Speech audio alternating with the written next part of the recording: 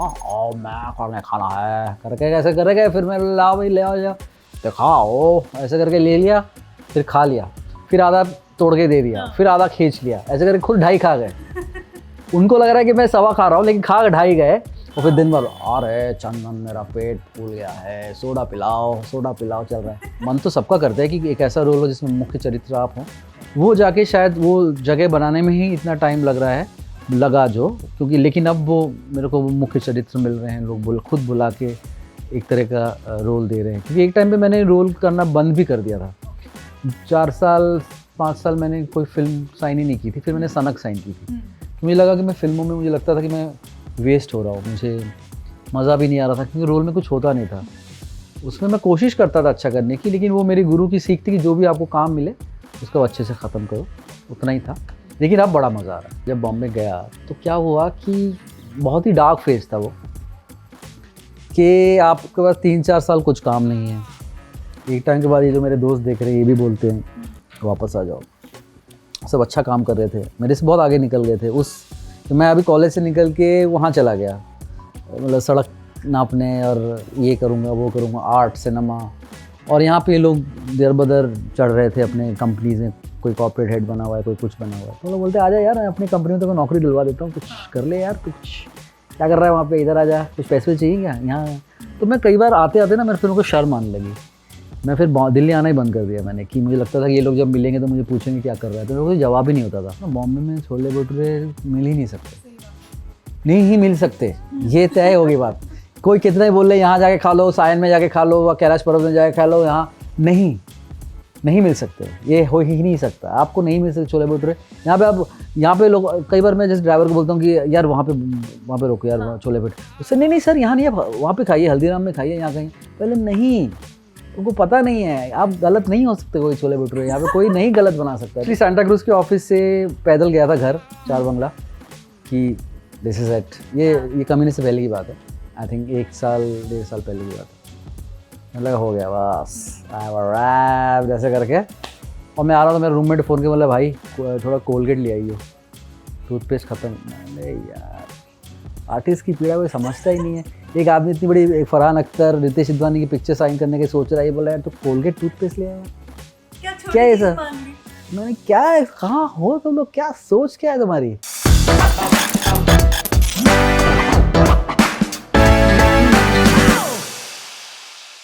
हाय चंदन, कैसे हो आप?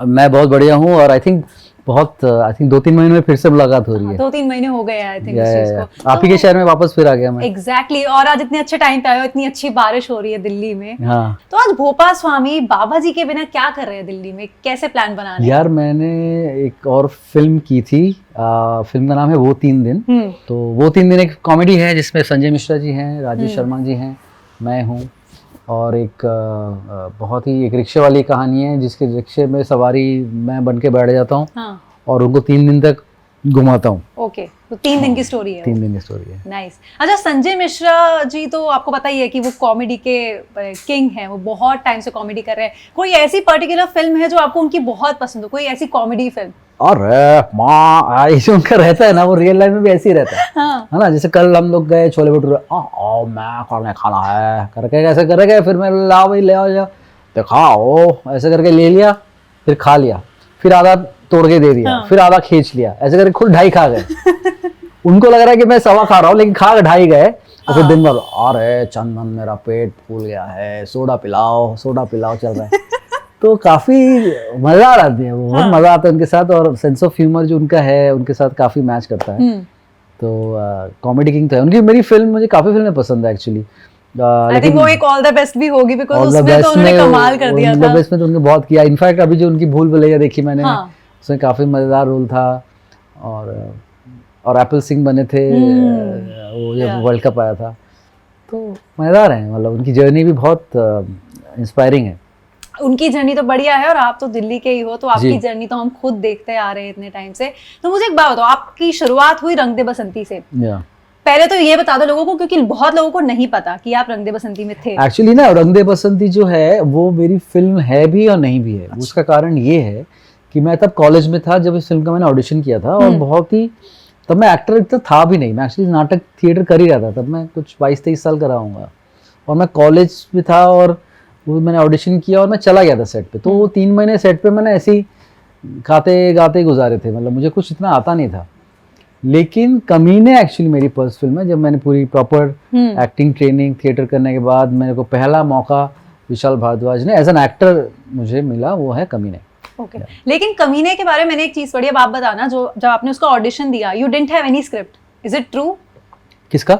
कमीने के लिए? कमीने का एक्चुअली ट्रू ये था कि जब वो लोग उस टाइम पे विशाल जी स्क्रिप्ट लिख रहे थे और उन्होंने सोच लिया था इस तरह का कैरेक्टर होगा, और उन्होंने हानि त्रेहान जो इसमें कास्टिंग ले रहे थे उनको ढूंढने का काम सौंप दिया था। अच्छा।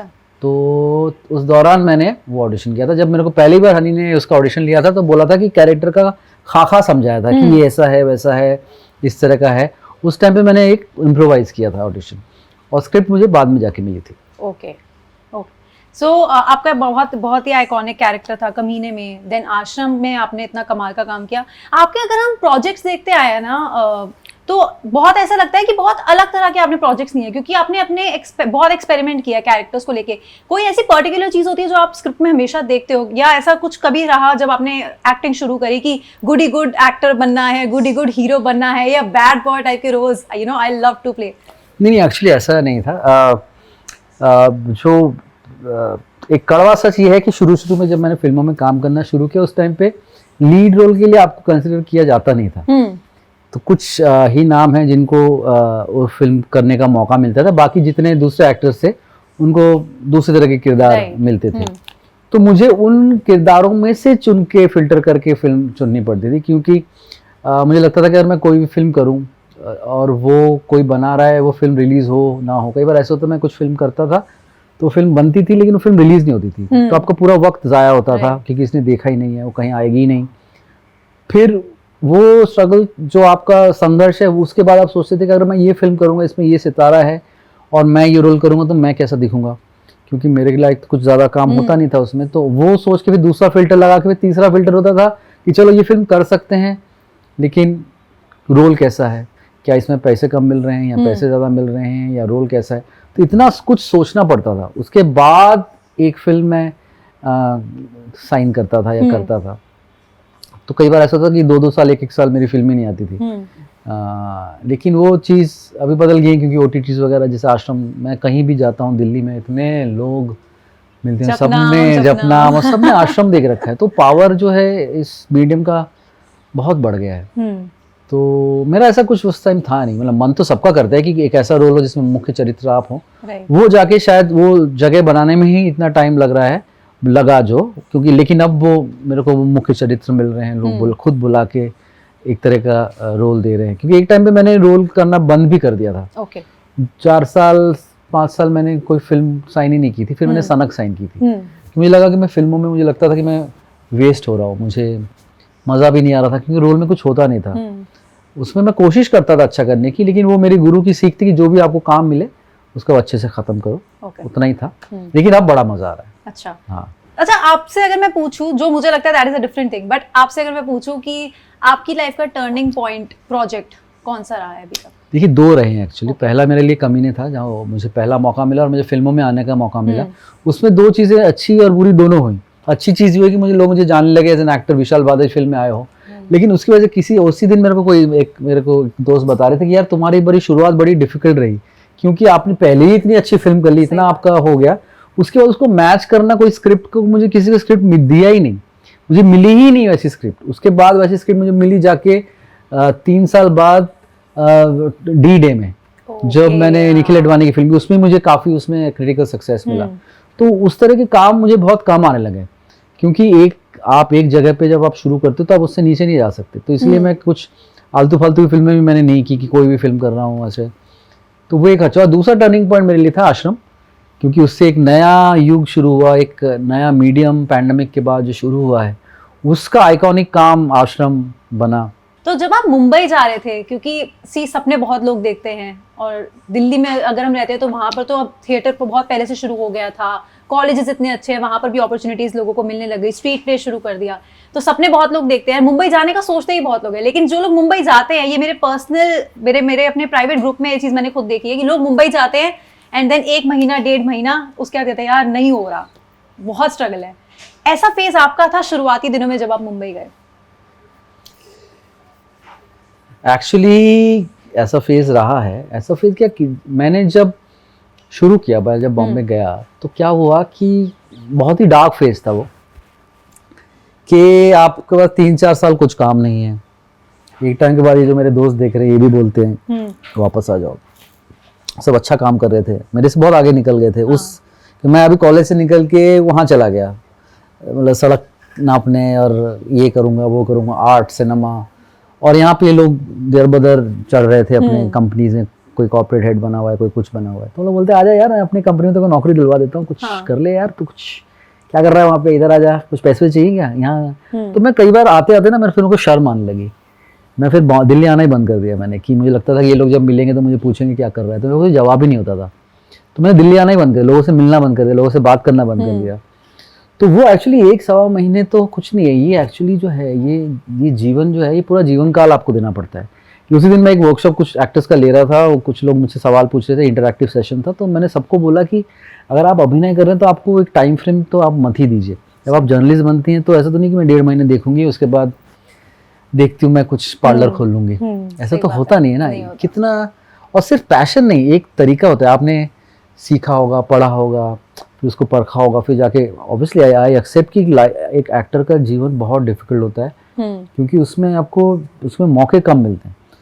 टेक्निकल जॉब्स जैसे कैमरा हो गया, जर्नलिज्म हो गया, अप्रेंटिसशिप, कुछ भी होता है, उसमें कहीं ना कहीं आपको एक एंट्री मिलती है, एक एंट्री लेवल पे आपको कुछ काम मिल जाता है। यहाँ पे आपका एंट्री लेवल होता है कि आप रियाज करो विदाउट एनी मनी, तो वो बहुत मुश्किल होता है। इसलिए मैं समझ सकता हूँ जब आपके दोस्त बोलते हैं कि 1.5-2 महीने बाद आदमी थक जाता है, लेकिन ये एक्चुअली थकाने वाला काम है। और मेरा शुरुआती जीवन को 4-5 साल ऐसे गया जब काफ़ी चीज़ें हुई, उसमें मुझे कोई किताब लिखनी पड़ेगी। अच्छा। जो ऐसी ऐसी चीज़ें हुई, लेकिन आज जब मैं पलट के देखता हूँ तो बड़ा ही अचरज होता है कि मैंने कैसे करा, कैसे वैसे। और स्पेशली जब आप जाते हो और लोग आपको जपनाम बोलते हैं तो आप समझते हो कि ना मेरा काम बोलता है कहीं ना कहीं, एंड लोगों को वो कैरेक्टर से वो कनेक्शन है, आपकी सक्सेस और स्वीट हो जाती है। ऑफ कोर्स जितना आप धैर्य धरते हैं और इन चीज़ों को आप पक्का करते हैं, तो जब आपको जब बादल छाते हैं, बारिश के मजे आते हैं, तो उसमें अलग एक आनंद आता है। तो आई थिंक इस तरह के जो पर मेरा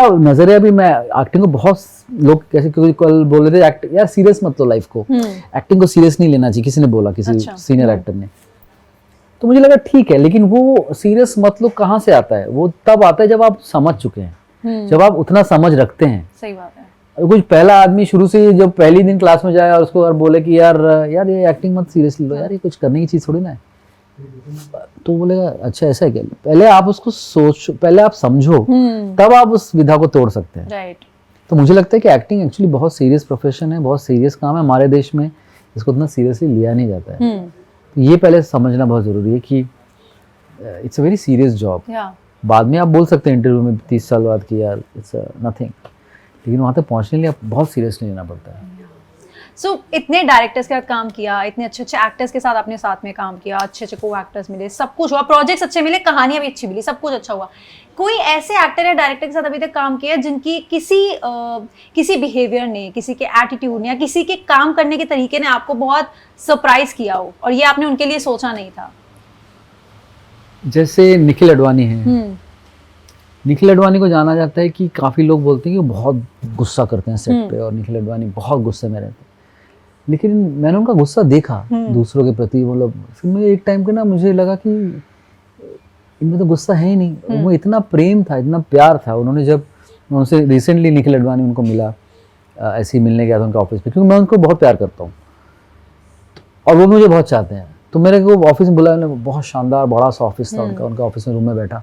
बोला चंदन तेरे को पता है मैं तेरे को बुलाता क्यों नहीं? बोले सर मैं आपसे काम मांगने नहीं आया हूँ, मैं बस आपसे मिलने आया हूँ, क्योंकि मुझे आपसे प्रेम है, मैं कुछ किया है मैं आपको दिखाना चाहता हूँ, ऐसे ही चाय पीने आया हूँ। बोला हाँ नहीं मुझे पता है कि मैंने बोला कि तूने जो मेरे लिए भांजा किया डीडे में, उसके बाद उस लेवल का कुछ रोल होगा, मैं तब तुझे बुलाऊंगा। तो मैं नहीं चाहता कि चंदन और सानी लोगों को ऐसे ही कुछ भी वो कर दे।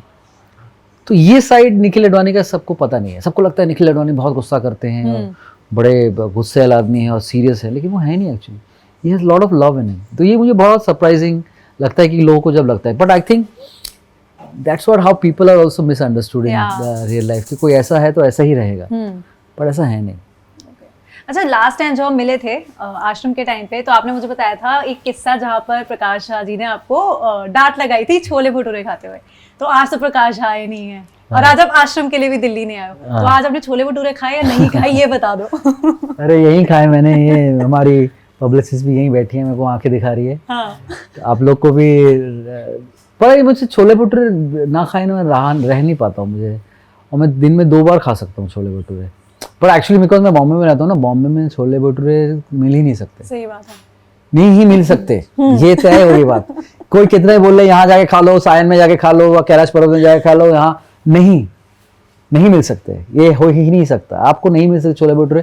यहाँ पे लोग, कई बार मैं जैसे ड्राइवर को बोलता हूँ कि यार वहाँ पे रोको यार, हाँ। छोले भटूरे, उससे नहीं सर यहाँ नहीं, आप वहाँ पे खाइए, हल्दीराम में खाइए, यहाँ कहीं। पहले नहीं, तुमको पता नहीं है, आप गलत नहीं हो सकते कोई छोले भटूरे, यहाँ पे कोई नहीं गलत बना सकता है। तुम पोएट्री नहीं समझ रहे हो चीज़ों को, उनको लगता है कि किसी ये पीछे बैठे हैं नामचीन एक्टर, इनको किसी बड़े से रेस्टोरेंट में जाके छोले भटूरे खिलाएंगे। मैंने यार ये वो खाना नहीं है, जो मजा ऐसी जगह पर आता है खाने का। हाँ मतलब मैं जब जाता हूँ ना, जैसे एयरपोर्ट में उतरते मैं ड्राइवर को समझा मेरे सामने 2-3 ठेले जा चुके होते हैं, मैंने ये वो गया, तब तक हाईवे पे चढ़ चुके हैं और वो पनीर के भटूरे की खुशबू आ रही है, लेकिन आप पहुंच ही नहीं पा रहे क्योंकि उनको लगता है कि नहीं बहुत बड़े रेस्टोरेंट में खाएंगे तो बहुत अच्छा। ऐसे नहीं है, ये खाना एकदम बेसिक स्ट्रीट फूड है, उसको वहीं खाना चाहिए। इसकी गरिमा ही वहीं है। देखो आई बी ऑनेस्ट, क्योंकि मुझे वो याद था आपका छोले भटूरे वाला प्यार, जो आपका इतना बेइंतहा प्यार है छोले भटूरे से। मैंने बोला जब मैं मर जाऊँ ना, मेरे उस पे छोले भटूरे, अचार, आंवला, प्याज, ये सब रख के जलाना ताकि ऊपर जाते खाऊं मैं। ये मैंने कभी किसी को बोलते हुए नहीं सुना है, पहली बार मैं किसी को ऐसा बोलते हुए I think it's the best, it's या टेम्पटिंग। अच्छा, तो अब दिल्ली के तो हो ही, बिल्कुल प्रॉपर दिल्ली के लौंडे रहे हो, बहुत टाइम यहाँ स्पेंड किया है, थिएटर यहाँ के सब कुछ किया, तो अब आपको खाने के स्पॉट्स पता है, क्योंकि वो एक टाइम होता है ना हम लोगों का टीनेज टाइम, जब हम खाने पीने की जगहों में हमारा सारा ध्यान होता है। बिल्कुल। तो आज तो फिलहाल बारिश हो रही है, बट अगर आपको मुझे फूड टूर पे लेके जाना है दिल्ली में, और मान लो मैं दिल्ली से नहीं हूँ, तो मुझे क्या क्या खिलाओगे और कहाँ लेके जाओगे? देखिए, आपको छोले भटूरे तो आप खा चुकी हैं, छोले भटूरे में कहाँ कहीं भी अगर सबसे अच्छे खाने तो आपको नागपल हो गए, लाजपत नगर या पहाड़गंज में हो गए, ये कहीं भी जाएंगे तो आपको कहीं ना कहीं वो अगर आप पार्क किए तो आपको समझ में आ जाएगा। बात दोपहर तक पहुंच गई है, ठीक है, दोपहर में आप क्या खाना चाहेंगी उसमें डिपेंड करता है। जैसे अगर मुझे कुछ बढ़िया इंडियन कुछ खाना हो तो मैं शायद करोल बाग चला जाऊँ, है ना। करोल बाग में कहीं एक छोटे से रेस्टोरेंट में या कहीं भी हट्टी में जाके आप दाल रोटी ऑर्डर कर सकते हैं, लाइट, ठीक है। फिर शाम हुई तो आप थोड़ा कनॉट प्लेस की तरफ आगे, फिर एक बंगाली मार्केट में चाट पकौड़ी खा लिया आपने, वेरी वेरी यम्मी यार, ऊपर से बारिश हो रही है। तो ये खा के फिर रात को घूमते घुमाते इंडिया गेट की तरफ गए, आप वहाँ पे पंडा रोड पहुंचे, आपने वहाँ पे बेहतरीन चाइनीज ऑर्डर की, ठीक है, चाइनीज खा के आई लव चाइनीज। तो मेरे को लग रहा है कि इनको सब पता है ऑलरेडी। क्या मैंने बताया था पहले कभी किसी को? अरे पंडा रोड में चाइनीज खाया आपने?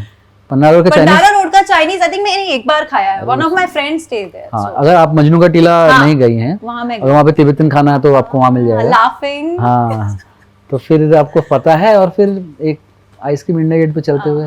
ओके, तो गाइस ऐसा होता है जब दो फूडीज मिलते हैं और बातें करते हैं तो बहुत सारी खाने की बातें निकल कर आती है। अच्छा, एक बात बताओ, आपका ना हेयर स्टाइल बहुत अलग सा है, तो आपको कभी किसी ने ऐसा बोला कि आपको म्यूजिशियन बनना चाहिए? जहाँ तक मुझे पता है कि आपको म्यूजिक में इंटरेस्ट भी है, हाँ। तो ऐसा कभी हुआ है किसी ने बोला हो कि रॉक स्टार बनो और बैंड खोलो और समथिंग? मेरे बालों से? हाँ, मेरे बाल अभी तो खैर छोटे हो गए। मेरे मामी, जब मैं दिल्ली में पढ़ता था कॉलेज में, तो मेरे बाल बहुत लंबे हुआ करते थे, तो हाँ काफी लोगों ने बोला कि रॉक स्टार बनना चाहिए। मुझे संगीत का बहुत शौक है, गिटार सीखते सीखते छूट गया, लेकिन मैंने तय किया है कि मरने से पहले 2 चीजें करनी है, एक फ्रेंच सीखना है और एक पियानो, ये दोनों सीखना है।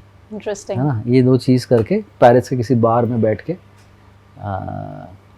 मेरे को याद है एक बार पेरिस गया था मेरे दोस्त के साथ, वो पियानो बजाता था, तो हम लोग एक बार में गए थे, वहाँ पे एक बार है शात नोवार करके, वहाँ पे हम लोग बैठे थे, तो हम लोग कुछ सारी वाइन वगैरह पी ली थी, तो मैं थोड़े नशे में था और एक पियानो पड़ा हुआ था, और वहाँ पे वो पियानो पे बैठा, उसने बजाया और मैंने गाया था, बदन पे सितारे लपेटे हुए, बदन पे सितारे लपेटे, और सारे गोरेना से देख रहे हैं। वो पियानो ऐसे पड़ा हुआ था, हम दोनों ने परफॉर्मेंस ड्यू किया था, मैंने ऐसे गाया बेशर्मों की तरह और उसने बजाया वो गाना और लोगों ने ताली वाली मारी थी। ओके सो इस तरह का तो मुझे लगा ही नहीं, मुझे भी पियानो सीख लो, पियानो बजा के वो गाना गाना है। तो मतलब आप अब सीखोगे और मुझे लगता है फिर जब ये पियानो बजाना सीख जाएंगे और कभी ऐसे सालों बाद बजा रहे होंगे तो हम इनका इंटरव्यू वहीं पर ही लेंगे बिल्कुल, यार। पियानो मुझे वो घर अलग पे चीज़ है। रखना है और बजाना है। हाँ Yeah. तो जब मैं ना आपके इंस्टाग्राम अकाउंट बहुत पहले से फॉलो करती हूँ, बहुत पहले से, तो मैं देखती हूँ आपने बड़े अलग अलग तरह के गाने लगाते हो। अभी जैसे अभी आपने गाया बदन पे सितारे, तो अभी करंटली कौन सा गाना है जो बदन पे सितारे के अलावा आपके दिमाग में चल रहा है? क्योंकि पुराना? म्यूजिक एंथुसियास्ट के दिमाग में इस तरह के गाने हमेशा चल रहे होते हैं। पुराना? हाँ जैसे अभी मैं दोपहर को एक फिल्म है लव लव लव, सुना आपने? हाँ आमिर खान की फिल्म है। You start and I'll join।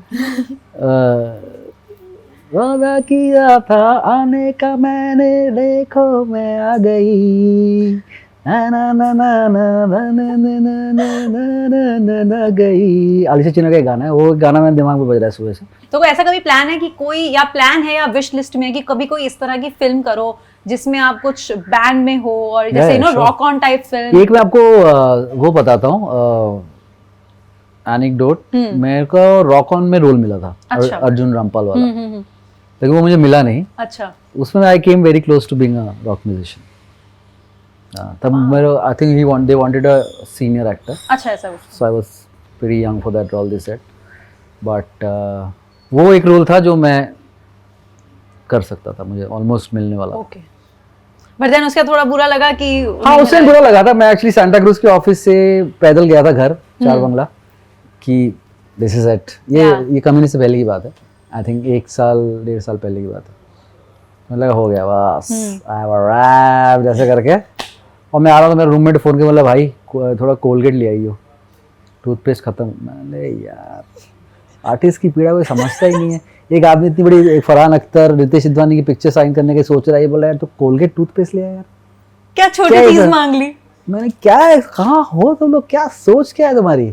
फिर खैर मेरा भी कोलगेट बन गया था, मुझे मिला ही नहीं वो role, but anyways that was fun. Okay but ऐसा अभी कोई विश लिस्ट में कोई पर्टिकुलर तरह का कैरेक्टर है जो आप चाहते हो कि आप आने वाले टाइम में प्ले करो? मुझे एक्चुअली हाँ, मुझे एक्चुअली अनुराग कश्यप और मणिरत्नम इन लोगों के साथ काम करना है मेरे को एक बार। Okay but Chandan we are looking forward to that and हमें लगता है कि ज़रूर, जैसे हम आपका एक कैरेक्टर है भोपा स्वामी वाला, उसने लोगों को इतना सरप्राइज किया, फिर चाहे कमीने का कैरेक्टर हो या जितने भी आपने अभी तक किए। और मैंने जैसे बोला कि ये हमारी ऑब्जर्वेशन रही है आपके कैरेक्टर्स को लेके कि वो कैरेक्टर्स में कुछ अलग होता है। It's not very ordinary type of characters, very goody good boy वाले कैरेक्टर्स। सो वो चीज़ कहीं ना कहीं हमें बहुत यू नो अट्रैक्ट करती है आपके कैरेक्टर्स की तरफ। एंड वी रियली होप कि आप आने वाले टाइम में भी इसी तरह के प्रोजेक्ट्स लेकर आते रहे जिसमें कुछ ना कुछ एक्सपेरिमेंट जरूर मेरी करो। कोशिश पूरी हुई। एंड वो म्यूजिशियन वाला तो मुझे लगता है तो होना ही चाहिए यार। आई थिंक आज बोल दिया, आई थिंक वो मिलेगा। अब ये मैनिफेस्ट कर सकते हैं। कोई मैनिफेस्ट कोई सुन रहा है। Yeah, but Chandan, it was lovely chatting with you today, and Thank thank you so much हमें इतना टाइम देने के लिए, Thank and you for बहुत coming. मजा आया. It was a very candid conversation. Thank you. Thank you very much.